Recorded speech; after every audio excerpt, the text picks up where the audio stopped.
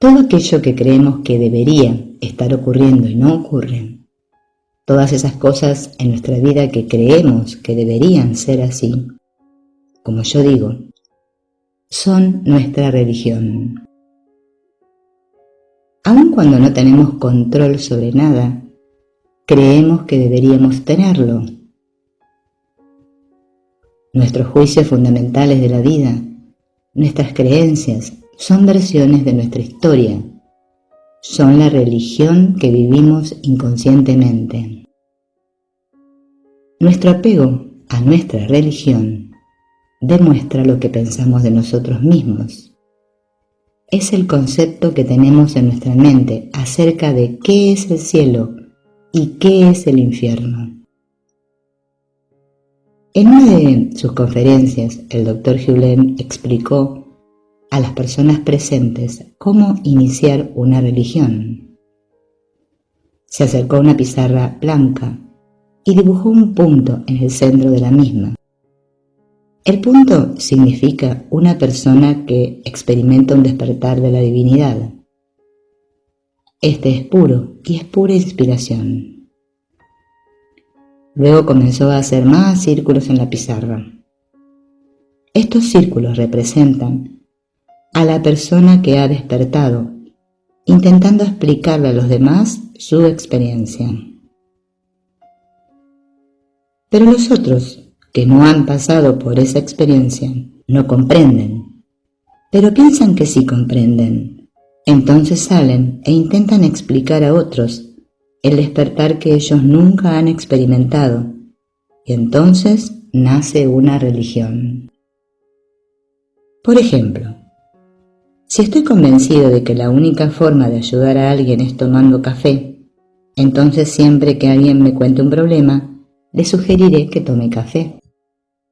Pero cuando tenemos un problema, lo que tenemos que hacer es darnos cuenta de que el problema está dentro nuestro y que lo que se nos está mostrando es nuestra percepción distorsionada de esa persona, situación, a la que nosotros llamamos problema. Son mis creencias subconscientes proyectadas en esa pantalla, mi religión, lo que yo creo que es así, porque yo sé cómo son las cosas y cómo deberían ser. Si mi pizarra está llena de puntitos, es decir, de creencias, la única manera de que desaparezcan es borrando la pizarra. Tú no eres tus pensamientos. Tú no eres tus emociones. Tú no eres tu cuerpo. Tú eres, de hecho, la pizarra blanca en sí misma. Todo lo que has escrito en la pizarra blanca, todos tus pensamientos y convicciones que se encuentran en tu mente inconsciente, es lo que te mantiene apartado del estado cero. Tu felicidad está debajo de todas tus creencias, de tu religión. Hacer requiere los esfuerzos especiales de la mente egoica.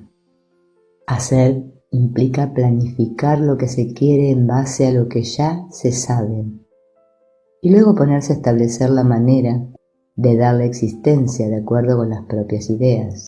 Hacer siempre contiene un elemento de miedo, ya que el ego en sí es la contracción fundamental del miedo. Crear es algo muy diferente. Fuiste creado para crear. Esto quiere decir que al estar hecho a imagen y semejanza de tu creador, tu función es servir como canal a través del cual la belleza del amor y su insondable misterio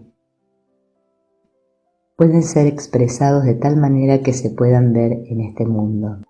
Un pintor lo puede hacer con un pincel, un cantante con una canción, un escritor con una palabra, un amigo con una sonrisa, un jardinero con un jardín. Estás extendiendo la creación cada vez que entregas las propias ideas de qué es algo o para qué sirve, y lo eliges hacer solo, para disfrutar de la presencia del amor, del ofrecimiento de ese amor a quien sea que lo reciba.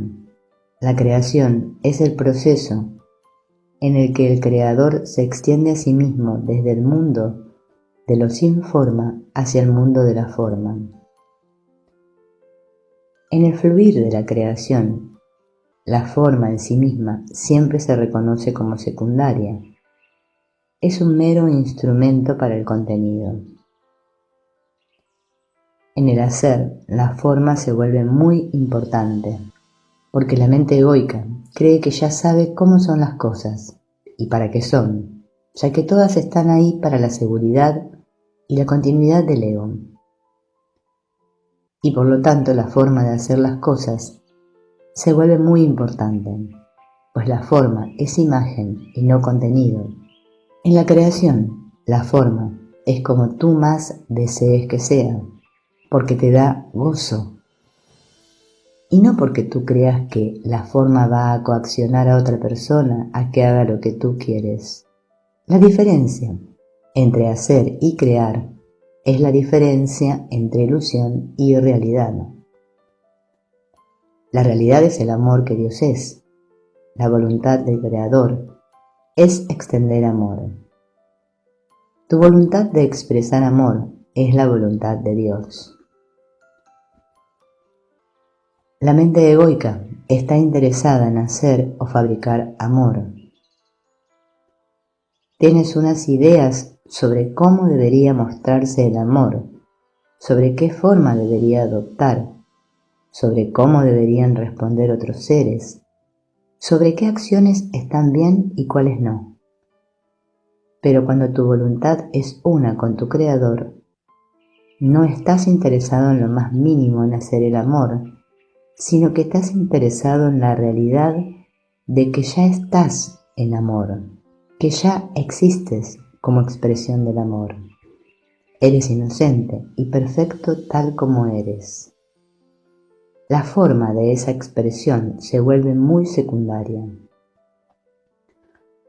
Hacer, fabricar el amor requiere de otros seres. Crear, extender amor requiere solo de tu voluntad, de tu disposición. Esto significa que eres perfectamente libre y que no requieres, no necesitas que el mundo se muestre de una determinada forma para que tú decidas estar en amor. Y cuando estás en amor, el amor guiará la expresión de la forma. Y sabrás que bastará con una sonrisa para expresar el amor que eres. Una mente libre. La paz llega a la mente que renuncia a la valoración del pasado y del futuro y se rinde al presente. El amor solo puede ser sentido, conocido y extendido en el presente.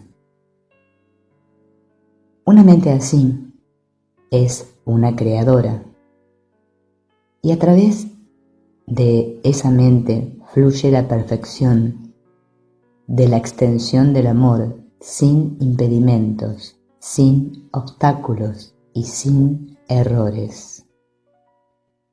La mente que es libre está libre de la necesidad de hacer, de controlar, de dar forma. La mente que está libre de la identificación con el pasado y de la ansiedad sobre el futuro mora en el perfecto eterno ahora. Una mente sana es aquella que acepta el verdadero conocimiento que es: yo y mi Padre somos uno. Solo el amor es real.